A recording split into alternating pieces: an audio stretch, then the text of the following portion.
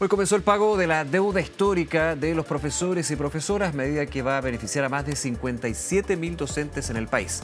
Para hablar de este y otros temas, nos acompaña el ministro de Educación, Nicolás Cataldo. Ministro, ¿cómo está? Muchas gracias por su tiempo. ¿Qué tal?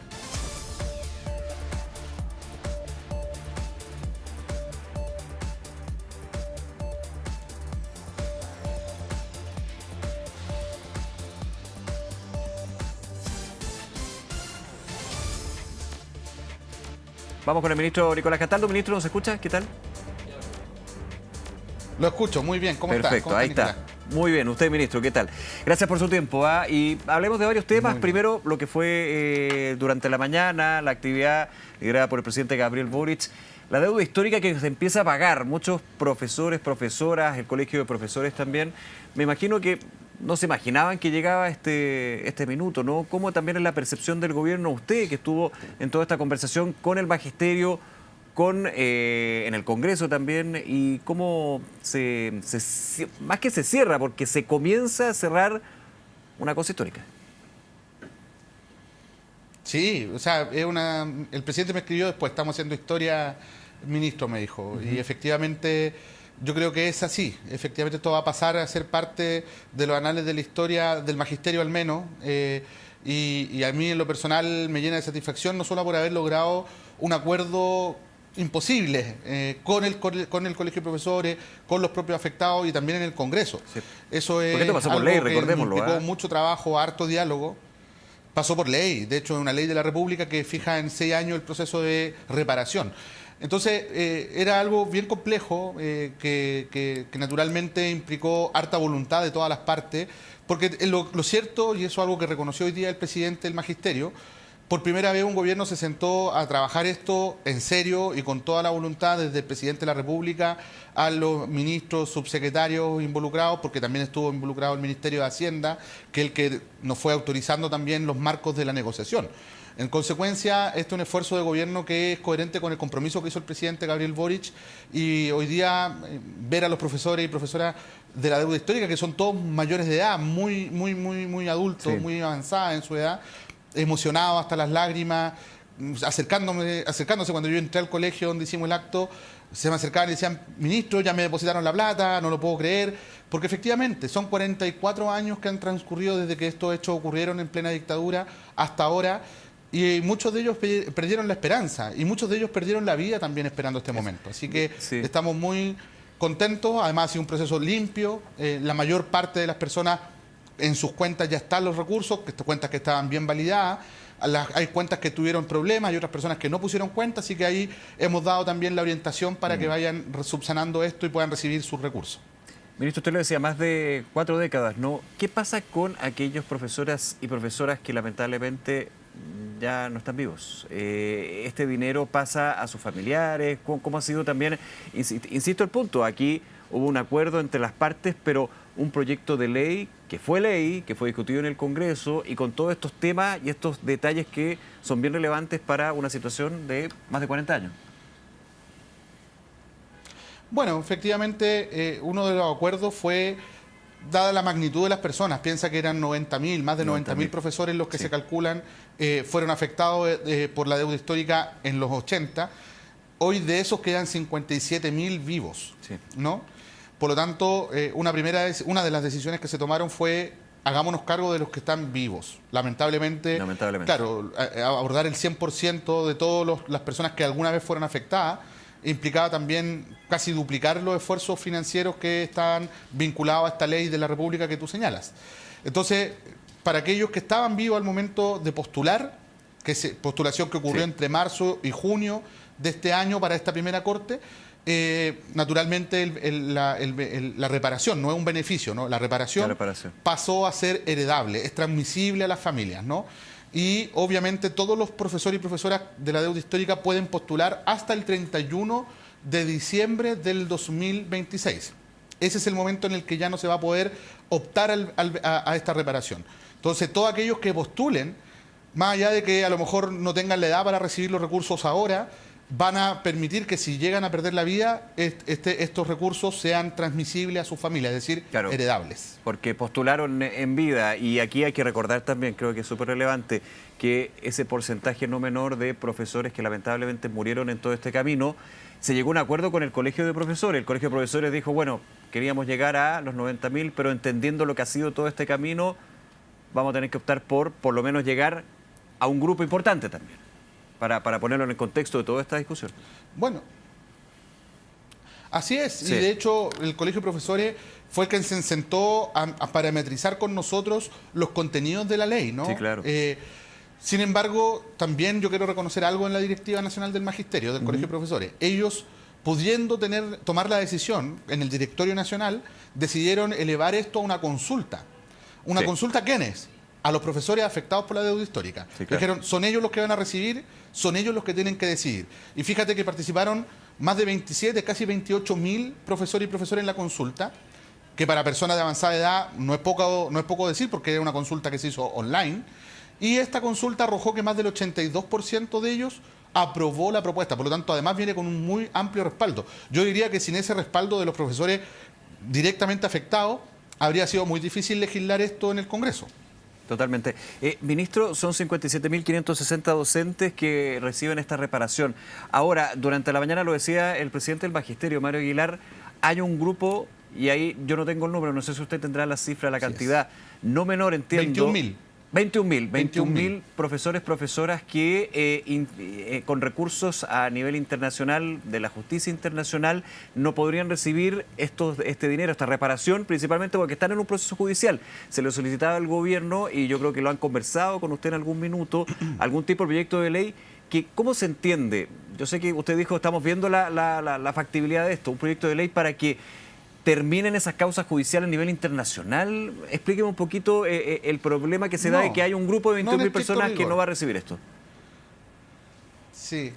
La ley cuando se legisla, por razones obvias, establece que una de las condiciones que se le pone a las personas para percibir esta reparación es desistirse de accionar contra el Estado de Chile en causas judiciales. Perfecto. Es lógico, porque sí, es decir, con esto se clausura este tema, ya no hay más controversia y por lo tanto el Estado de Chile da por saldado esto y ustedes también aceptan es porque que acepta la reparación. se da por saldado. Es una transacción, es una figura de transacción como se establece en términos jurídicos, ¿no? Entonces, eso quedó establecido en la ley. El asunto es que posterior a la ley surgen algunas personas que se dan cuenta de que están en una demanda colectiva que no fue impulsada por el Colegio de Profesores, sino que fue iniciativa por fuera del gremio, ¿no? del colegio, y que afectaba a 21.000 personas, muchas de ellas incluso sin saber que estaban en esta demanda colectiva en la Comisión Internacional de Derechos Humanos. Entonces, lo que hizo el Colegio de Profesores, porque obviamente sería muy inadecuado que el Estado de Chile vaya a pedirle a la Corte que desistan de continuar con el juicio para que estas personas puedan venir, porque finalmente somos incumbentes. Entonces, es el propio... Exacto. Entonces, el propio Colegio de Profesores estableció un procedimiento. ¿Cuál es el procedimiento? En cada sede comunal o regional del Colegio de Profesores, los profesores que están en esta demanda colectiva pueden ir a firmar un desistimiento, los cuales están tramitando con abogados del Magisterio, del Colegio de Profesores, frente a la Corte Interamericana para que ésta acepte estos desistimientos. ¿Qué es lo que dice el Colegio de Profesores? Lamentablemente la Corte no tiene un plazo. Puede demorar un mes, como puede demorar 3 años. Claro. Y como hablábamos antes, son personas de muy avanzada edad. Muchas de ellas pueden morir esperando que la Corte se pronuncie. Por lo tanto, lo que nos pide el Colegio de Profesores hoy en esta ceremonia es que abordemos este problema para poder facilitarle a las personas mientras la Corte resuelve, ¿no? Es complejo.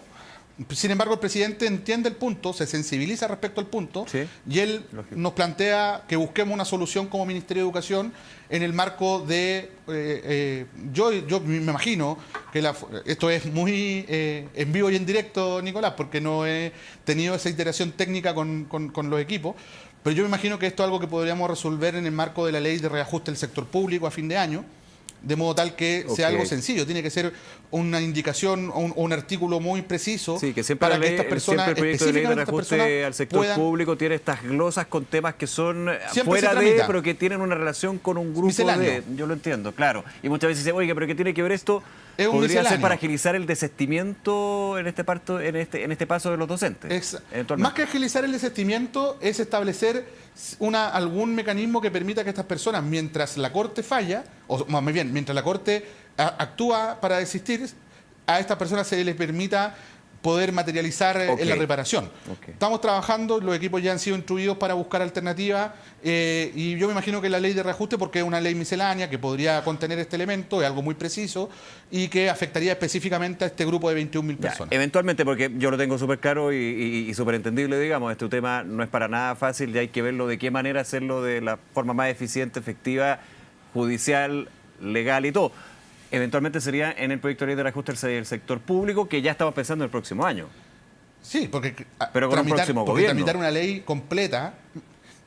No, porque la ley de reajuste del sector público se legisla ahora en diciembre. Perdón. Y la ley sí o sí tiene que estar aprobada a fines de diciembre. Esa es la virtud de hacerlo allí, ¿no? Porque es una ley que sí o sí se va a legislar y que sí o sí se va a tramitar antes de fin de año.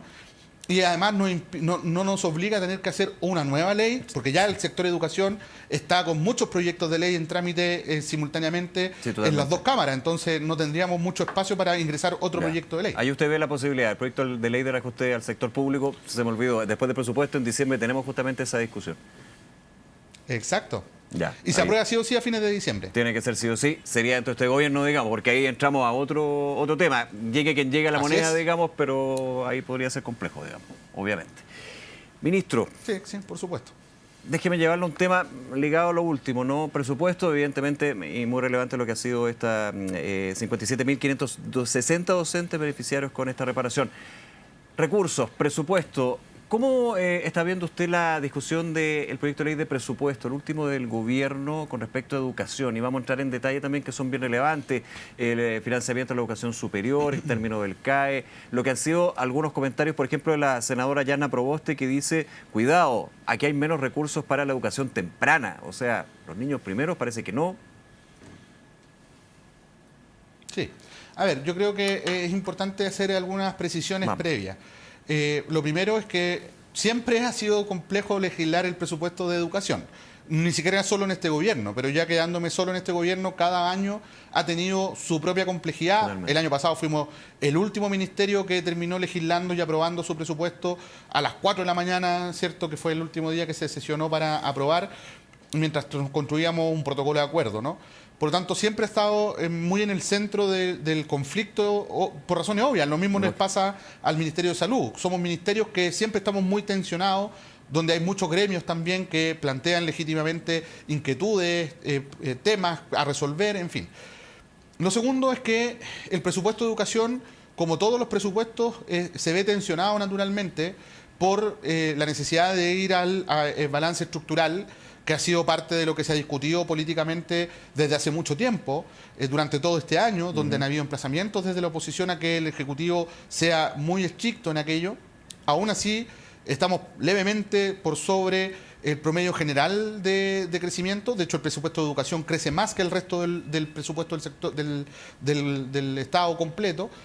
Y eso es relevante, porque hay un marco en el cual se da esta discusión de la que no podemos abstraernos, porque cuando se solicita que sea muy ajustado al balance estructural, naturalmente hay gastos que van a tener que contenerse o congelarse o disminuir para que eso pueda suceder. O sea, es decir, es un presupuesto que por la lógica de la discusión no ha podido ser más expansivo.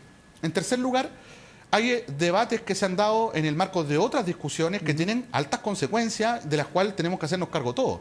El Consejo Fiscal Autónomo señaló, yo diría que técnicamente muy correcto lo que señalaron, que los recursos de la recarga del CAE, que históricamente han estado fuera o bajo la línea, como se le dice, es decir, fuera del presupuesto, tienen que estar contabilizados en el presupuesto. Claro. Eso nos implica inmediatamente una presión fiscal al presupuesto del sector educacional. Por eso usted decía en Radio Duna esta semana que aprobar el FES, el financiamiento de la educación superior, y terminar con el CAE, racionalizaría ese gasto y daría, yo lo entiendo así, recursos para poder distribuir lo que tiene que ver en la partida de educación. Ahora, ese otro proyecto no está en la ley de presupuesto. No es la ley de presupuesto, tiene que aprobarse, y por eso es que nosotros creemos que esto es una necesidad urgente del país, por la familia y la mochila que significa el CAE, pero también para el Estado. Porque cuando tenemos que incorporar 111.000 millones de pesos del CAE al presupuesto por primera vez en 20 años, Por primera vez en 20 años, eso implica obviamente que hay que contener otros crecimientos porque no puede ser que todos los recursos se los lleven. Mira, piensa que educación tiene... Yo por mí, ojalá que vengan todos los recursos. Soy el ministro de Educación, yo feliz con todos los recursos, pero entiendo que el Estado requiere resolver muchos temas. La gente, la sociedad requiere resolver muchos temas. Está la seguridad, los temas de vivienda, la salud, las obras públicas. Mira, en esos ministerios que te acabo de decir, está entre el 60 y el 80% del presupuesto de la nación. Sí. Educación representa el 20%. Ya casi 6 puntos del Producto Interno Bruto. Entonces, evidentemente, lo que nosotros requerimos es entender que tenemos que entrar en una lógica de racionalización y eficiencia del gasto público. Hace unos días atrás, en la columna de Matamala, en un streaming, estuvo con el ministro Izaguirre, el exministro Izaguirre, que planteaba precisamente en la lógica, en su expertise económica y como exministro de Hacienda, que efectivamente, acá más que reducir el gasto, lo que hay que hacer es reorganizar justamente el gasto porque puede ser más eficiente. Eso es muy importante. Es decir, hoy día los recursos que se están gastando en el CAE, con una ley como el FES, que nos permitiría estructurar mecanismos de ahorro, nosotros proyectamos casi 3 billones de pesos de ahorro en 10 años. 3 billones, es decir, 3 millones de pesos. Obviamente va a abrir espacio para que podamos fortalecer la educación parvularia en primer lugar, que requiere más esfuerzo, y también resolver los problemas de la educación escolar, que son hartos en materia de infraestructura, entre otros. Y ese planteamiento que suena tan lógico cuando usted lo explica, me imagino que se ha expuesto a los parlamentarios que están discutiendo la ley de financiamiento de educación superior. Así es. ¿Ha habido acogido al respecto? Porque suena muy lógico, pero yo entiendo que desde la oposición todavía miran con ojos críticos el proyecto del gobierno sobre el FES y el término del CAE. No sobre el diagnóstico, sino la forma. Mira, se puede tener una mirada, por supuesto, se puede tener una crítica al proyecto en particular y de hecho estamos abordando mejoras en función de las críticas que nos han elevado. En lo que no hay discusión es justamente lo que te estoy diciendo. Ahí hay una comprensión transversal de que efectivamente eso es así. Nadie podría decir, y yo invito a que lo discutamos, de que efectivamente sostener el CAE es algo que el país no puede, es un lujo que el país no se puede dar considerando la fuerte presión fiscal y la necesidad de hacer más racional el gasto público. Entonces, evidentemente, esto ha sido comprendido por los parlamentarios, por eso logramos la aprobación en la Cámara de la forma en que se aprobó cuando todo el mundo decía que no se iba a aprobar. Se aprobó y se aprobó bien, tranquilamente. Esto no es garantía de nada, simplemente estoy diciendo que hay una comprensión de la necesidad de dar este paso y espero que en el Senado prime también esa mirada, ¿no? Porque es necesario. El hecho de que estemos nosotros hoy día sentados con las instituciones de educación superior discutiendo los bordes de un eventual acuerdo da cuenta de que las propias universidades comprenden que esto es necesario. Y espero que todos los sectores políticos también comprendan que esto es necesario, sobre todo resolverlo ahora, que es una oportunidad histórica que tenemos, considerando el avance que ha tenido este proyecto de ley en el Congreso. Ya, yo lo inmediato también le hago la pregunta, si lo están comprendiendo los parlamentarios. Estamos recién, desde que se ingresó el proyecto de ley de presupuesto, en la partida de educación, si se ha comprendido ante declaraciones, por ejemplo, de parlamentarios del oficialismo, donde dicen, ojo que aquí se está solamente aumentando un 1% la partida de educación y se va a tener que recortar temas, por ejemplo, lo decía la senadora Proboste, programas de apoyo escolar como la JUNAEP, Educación Inicial Vía Junge, Integra, usted lo mencionaba, digamos, también hay un entendimiento con respecto a este tema que liga sine qua non, digamos, el FES. Por supuesto, o sea, evidentemente, de hecho yo lo dije en mi intervención en la comisión mixta cuando presentamos el presupuesto, esto que acabo de decirte a ti, también lo dije, y hubo una buena acogida en los parlamentarios, y más que en los parlamentarios incluso, en los actores gremiales del sector, de la cartera, que estuvieron presentes. O sea, mira, no quiero vanagloriarme de aquello, pero la sesión terminó con aplauso, con las dificultades que tiene el presupuesto. Lo que quiero decir es que hay un entendimiento global de que esto requiere una discusión que naturalmente van a tener que hacer los parlamentarios junto al gobierno y particularmente con el Ministerio de Hacienda, que es el que lleva adelante este proyecto. Nosotros en esto colaboramos, pero el presupuesto es como conducción, es un proyecto que lo jinetea el Ministerio de Hacienda. Lógico. Ministro Nicolás Cataldo, nuevamente, gracias por acompañarnos, su tiempo y que tenga una buena tarde. Muchas gracias a ti. Como siempre, un gusto. Muchas gracias.